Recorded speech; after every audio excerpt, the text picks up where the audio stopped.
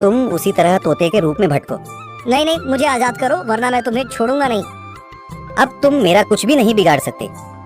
अब तुम जाओ यहाँ से और अब से ऐसे ही घूमो। अब तुम्हें पता चलेगा कि दूसरों को दर्द देने में कैसा महसूस होता है। इसके बाद वह राक्षस वहाँ से उड़ जाता है। मरचू और उसकी पत्नी सीता दोनों खुश हो जाते हैं। मरचू पहले की तरह काम करने लगता है। वह और उसकी पत्नी दोनों खुशी खुशी जिंदगी गुजारने लगते हैं।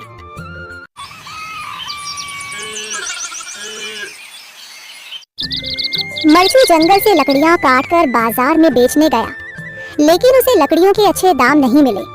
इस पर मरचू ने कहा, अरे भैया, इतने कम पैसे? इन पैसों में तो 2 वक्त का खाना भी नहीं मिलेगा। आप मुझे बहुत ही कम पैसे देते हैं। मैं इतनी मेहनत से लकड़ियां काट कर आता हूँ, लेकिन उनके पैसे मुझे बहुत कम मिलते हैं। भैया, तुम्हारी लकड़ियाँ होती ही इतनी कमजोर हैं कि मैं इससे ज्यादा पैसे नहीं दे सकता। तुम्हारी लकड़ियों के बस इतने ही पैसे बनते हैं। अरे भैया, कुछ ज्यादा कर दो ना। वो क्या है ना कि इन पैसों का तो कुछ भी नहीं आता। मैं अपनी जिंदगी कैसे गुजारूंगा? भैया, तुम जाकर अच्छी लकड़ियाँ लाओ, तभी इन लकड़ियों का अच्छा दाम मिल पाएगा, वरना इन लकड़ियों का तो यही दाम है। ये सुनकर मरचू बहुत ज्यादा परेशान हो गया और पैसे लेकर किराने की दुकान से सामान खरीदकर घर आ गया। घर पहुंचते ही मरचू की पत्नी सीता ने कहा, जी सामान ले आए आप? हाँ जी, सामान ले आया हूँ। सीता के चेहरे पर खुशी छा जाती है, लेकिन जब उसने सामान देखा, जी इसमें तो बहुत थोड़ा सामान है। हाँ सीता, मुझे पता है कि यह सामान बहुत थोड़ा है, लेकिन मैं क्या करूँ?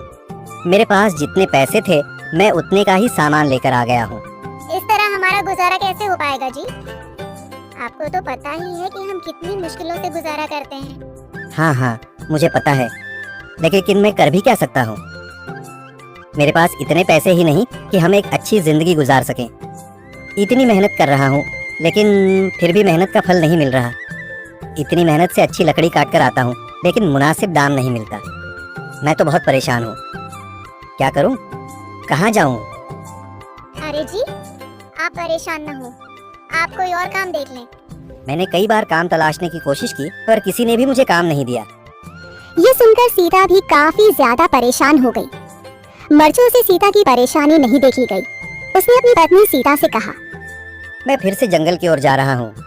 अरे जी, अभी मत जाइए ना, वैसे भी शाम हो रही है। आप कल चले जाइएगा, अभी मत जाइए। ठीक है, अगर तुम रोक रही हो तो मैं नहीं जाता।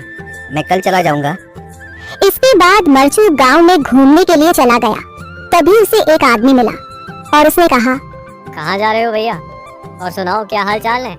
जिंदगी कैसे गुजर रही है? अरे भैया, तुम्हें तो पता है कि लकड़ियां काटकर कैसे गुजारा होता है। हाँ भैया, तुम सही कह रहे हो।